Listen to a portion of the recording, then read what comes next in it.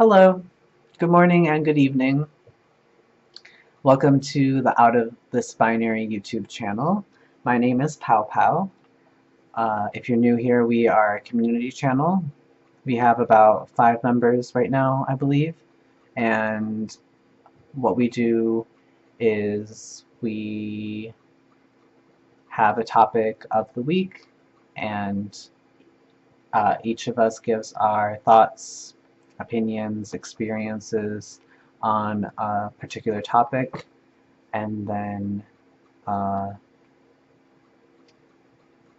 we usually have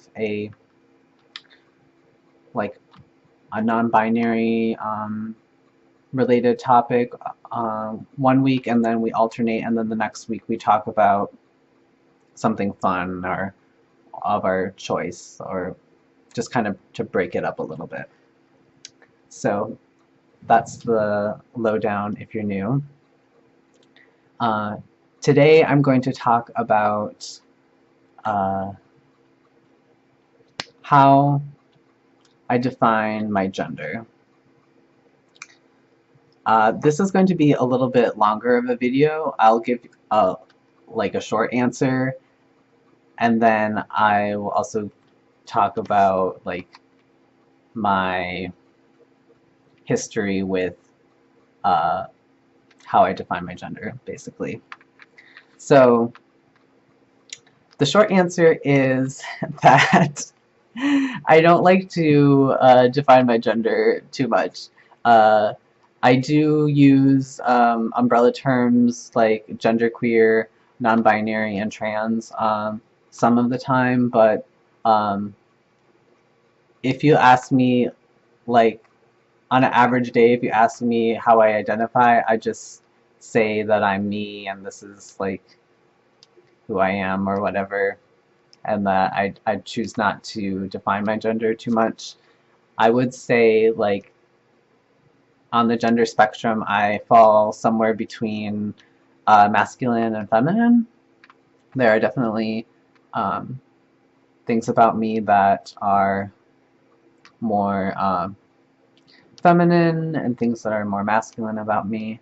So I'm kind of a blend of the two, like most people are. Uh, how I define myself isn't super important to me. One of the reasons why I have backed away from uh, classifying or defining myself is just that I end up thinking about it too much when I do think about it, and it kind of becomes very distracting, and I just would rather not think about it too much and just allow myself to be who I am. That's the gist of it. So that's the short answer. um,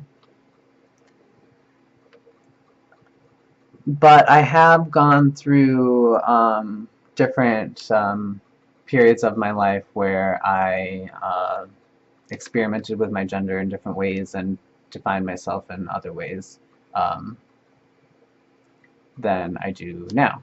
So I would say for the early part of my life, um, I um, identified, I don't know if I identified as a boy, it's just like people told me I was a boy, or, you know, that's what I grew up thinking. And I am a,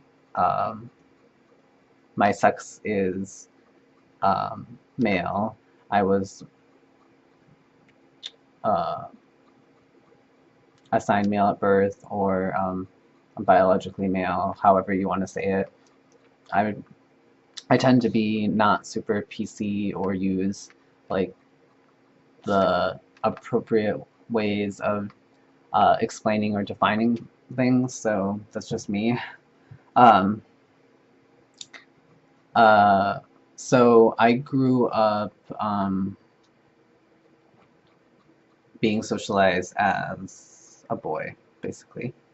And I would say that I first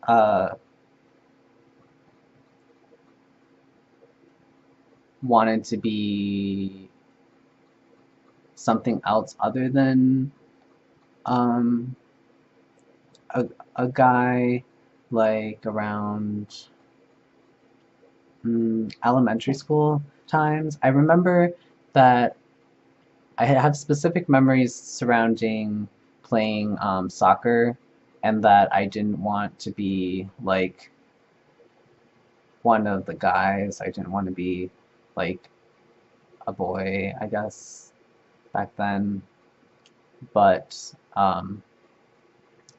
and I often like would pretend that I was a girl in front of like the mirror, and I think that's like a common experience for a lot of trans and non-binary and gender non-conforming people. Uh,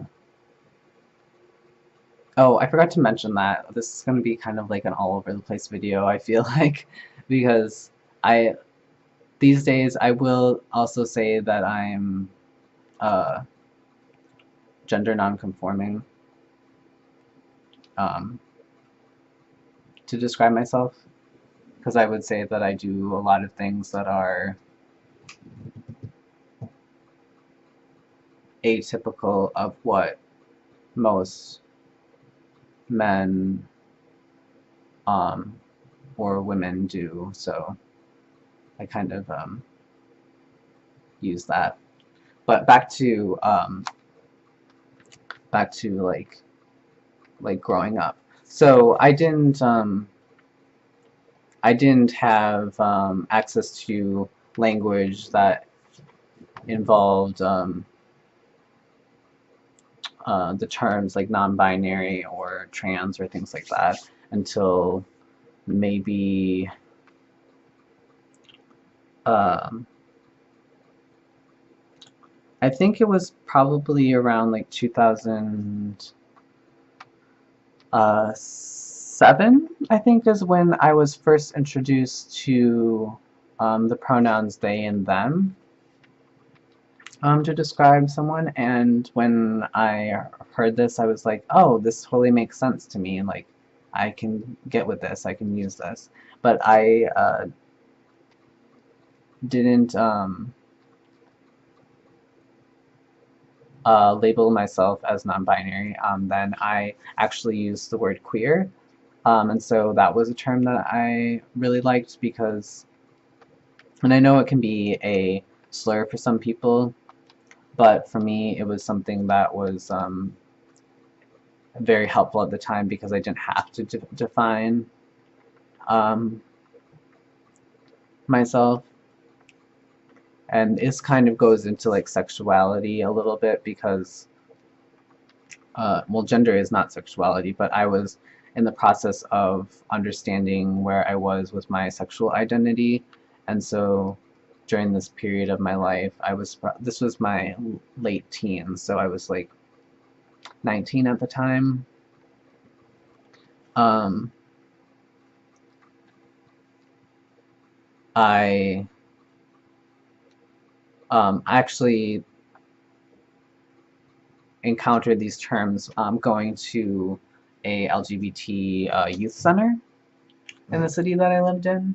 So that was very helpful. So I would say for a while I used the term queer. So that's what I used for a while. Um, I've kind of backed away from using the term queer a little bit because I thought it was like somewhat politicized, but I'm like I'm okay with it now. I'll still use it a little bit. Back during that time period, I also uh, tried out living like not all the time, like not 100% of the time, but like some of the time I would um, carry myself and walk around the city as a binary trans woman, um, which I tried it out, and that's something that didn't really end up working for me. Um, I never identified as a binary trans woman, but I tried it out. I would say that when I was like in like 2012, so this is like hmm, 5 years later, after I had moved away from the city, I moved to a more rural area. I discovered the term genderqueer online, I believe, and so um, that term really stuck out for me for a while. Uh, and one of the reasons why I'm going through all of this and explaining this is because uh, we live, our lives are a continuum, and we can change and grow, and certain labels and terms might define us at one part of our life, but then things might change. And so I really want to stress that that's okay, and that is um, you are valid, whether you stick to one one label or another. Like we're always growing and changing, so I think it's great. Uh, so I did use genderqueer for a while, and then I think sometime in like 2014, I um, or 15, I discovered the term non-binary, and um, I um, started using that more instead of genderqueer. Um, and that seemed to fit for a while.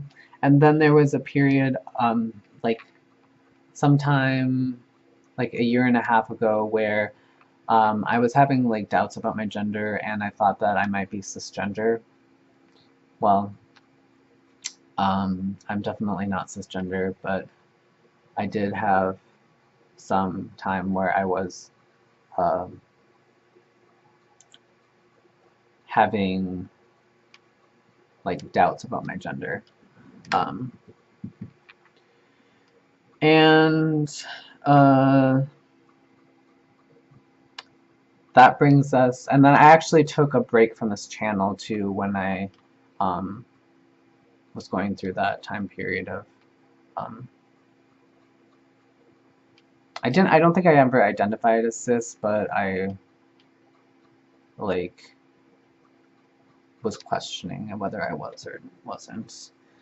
So um, and now that brings us to today, and today I like at the moment, as of like March 2018, I'm like not super keen on using labels. It just makes it easier for me to uh, not really label myself if I can. It is helpful sometimes to use labels to have a sense of community, and I'm glad that I'm a part of this conversation that we're having about identity, and uh, I feel like I kind of lost like where I was going in this video, but thank you for joining me today as I talked about my experience with how I define myself and how that has changed over the years, and hopefully you got something out of it. I, I, I wanted to share my story and have like a longer form video like this, just to just because it's not talked about that much, and like people's journeys aren't talked about that much. And I know that I find it helpful when I get to hear other people talk about their process and their journey, and so I thought that might be something that you might like too. So thanks again for joining me today. Look out for everyone else's videos this week, and uh, take care. You are awesome and you are valid, and I will see you next time. Okay, bye.